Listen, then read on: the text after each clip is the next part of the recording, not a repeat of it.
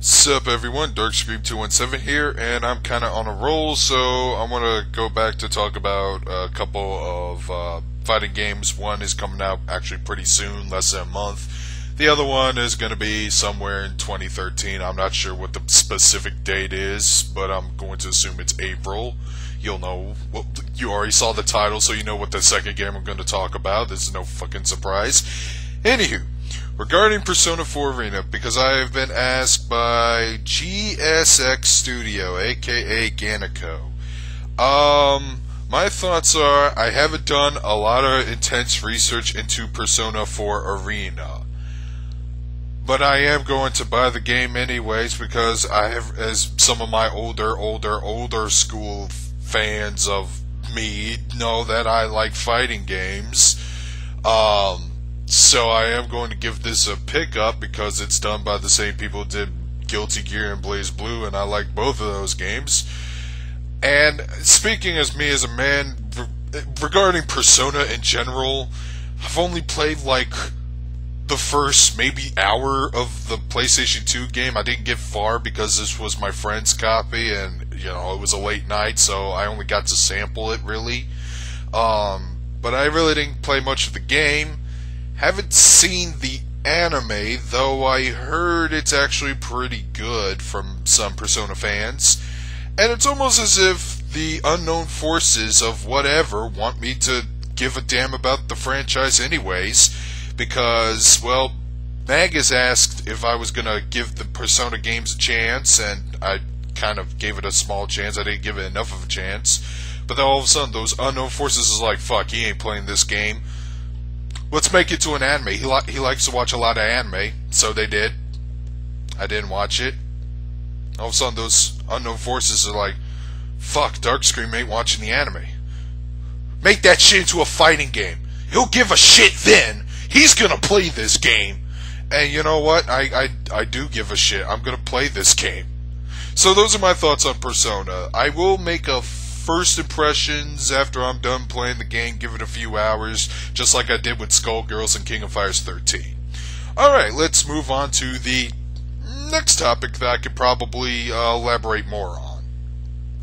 Injustice Gods Among Us is an upcoming 2D fighting game that's set for 2013, and it's being currently developed by Netherrealm Studios, the same people who actually brought us a good Mortal Kombat game for once.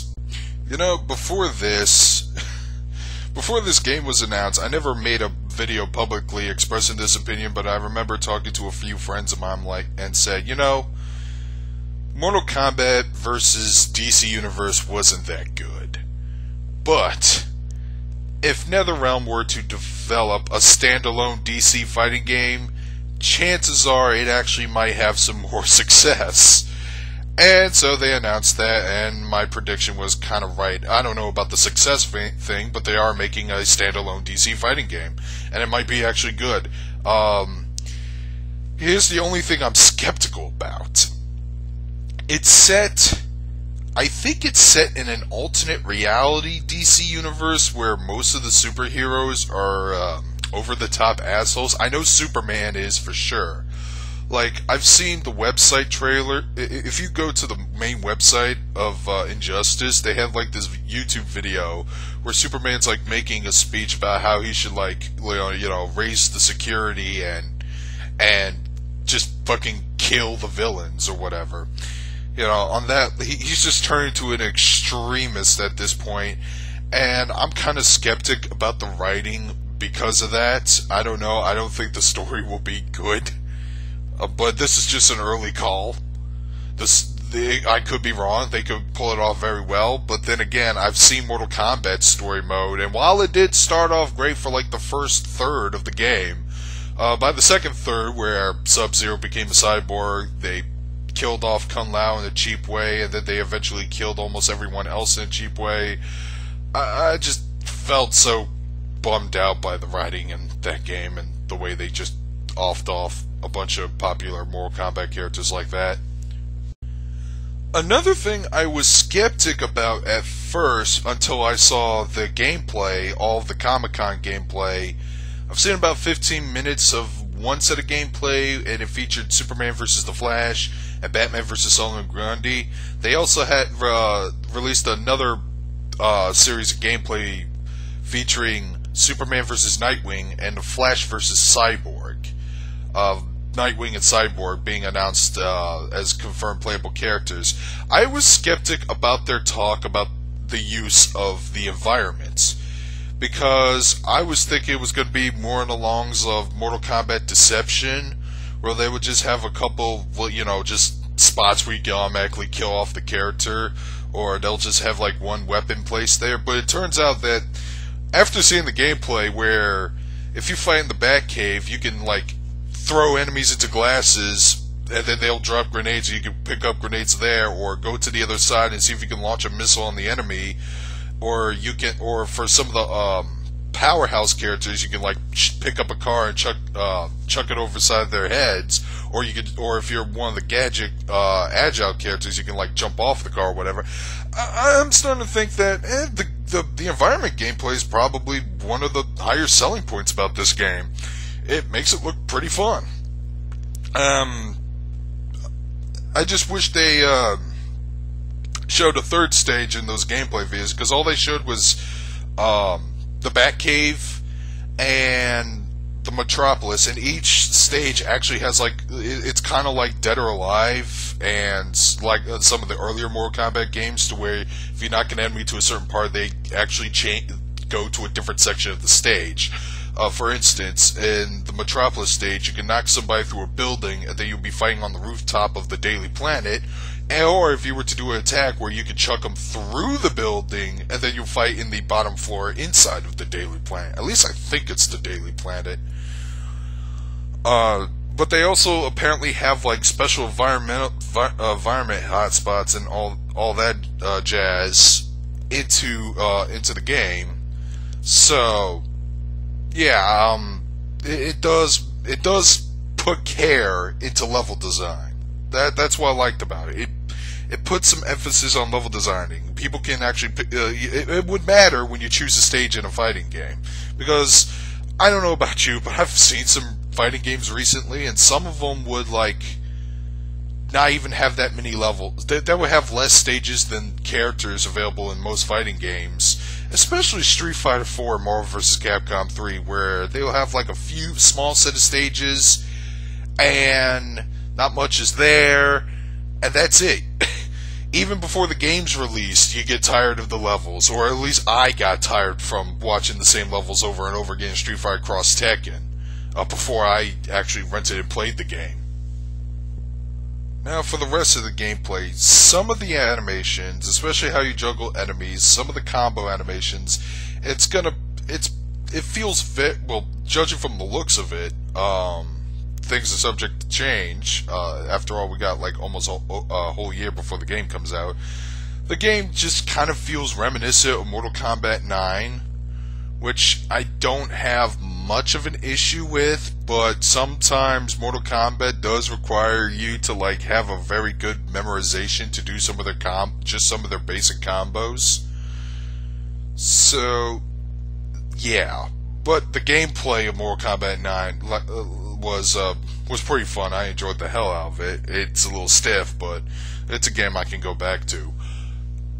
So I don't mind it this much in Injustice. They also added something called a wager system, to where if you were to like do the little collision with a character, you can like steal all their super meter, or it'll be a draw, or they could take your super meter, something like that. So that's a little interesting. I don't know if it's something I would be considering using, but okay.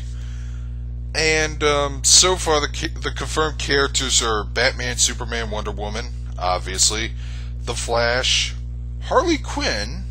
I'm guessing it's to make up for the fact that they originally had Harley Quinn planned to be DLC for Mortal Kombat vs. DCU, but since Midway went under, it never happened. Solomon Grundy, interesting choice. Nightwing. I love Nightwing's fighting style in the game. I do like the fact that he fights with the little electric sticks, and he can actually like put them together to make a long staff. So that's pretty cool. And Cyborg. which I was concerned that he might fight more like Sector and Cyrax, but so far he's actually make himself stand out. Like, he has like his own little grappling hook and stuff. So, yeah, those are the confirmed characters so far. I heard in an earlier interview that Ed Boon was aiming for like roughly 20 characters, or the same amount as Mortal Kombat 9. What characters I want to see in the game, I don't know if they're going to make it, but I have 4 that come to mind. I kind of want to see Blue Beetle, just because I thought his tech and superpowers are pretty awesome. I'm talking about the most recent one, or Jaime, that guy. Plastic Man, I'm not sure if he's going to be in the game. Plastic Man just seems more lighthearted, more of a lighthearted superhero. I don't know if he could be, because they're definitely going for a dark storyline for Injustice. Here's the next one. Some of you may laugh about this, but I want to see Aquaman in the game, because I have a lot of comic book friends, especially some DC readers. They actually tell me that Aquaman is more of a badass than the general public perceives him to be. Is that he's actually a really cool character. And if that's true, I want Netherrealm to put them in the game so the comic book fans can be like, see, Aquaman is awesome. If he does turn out to be awesome. And another choice, even though I don't want them to shove in as many Batman stuff in there. They already put Batman, Harley Quinn, and Nightwing in games, so that's like 3 from the Batman roster. But I do want to see Jason Todd, the Red Hood, in the game. Just because I don't know, I may actually read some stories about him now, because I've seen the movie, I own the movie Batman Under the Red Hood on DVD, and out of all the Batman animated films, that one's probably my top favorite one, because of the Red Hood. I really like that character, actually. But who knows? So, yeah, if my interest still holds the same, or or I get more interested as more stuff gets announced later on before the game's released, I'm definitely going to give this I'm definitely going to see if I can try to pick it up.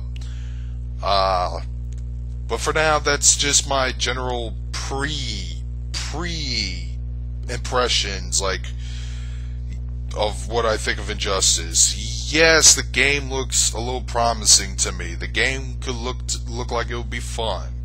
I thought Mortal Kombat 9 was a very fun game. It held me over for a long ass time. I played through the Challenge Tower. I've actually completed the Challenge Tower.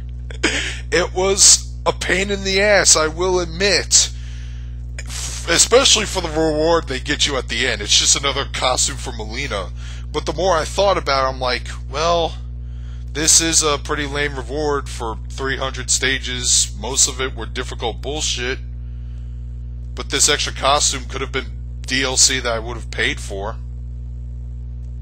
So yeah, that's what I think about Injustice so far. I don't think I'm gonna make any more videos about the game until near its release, or at its release, or whatever. That's all I have to say. Leave a comment if you wish. Darkscript217 signing out, and I may actually do another request thing to see what you guys want to see out of me. Alright, take care.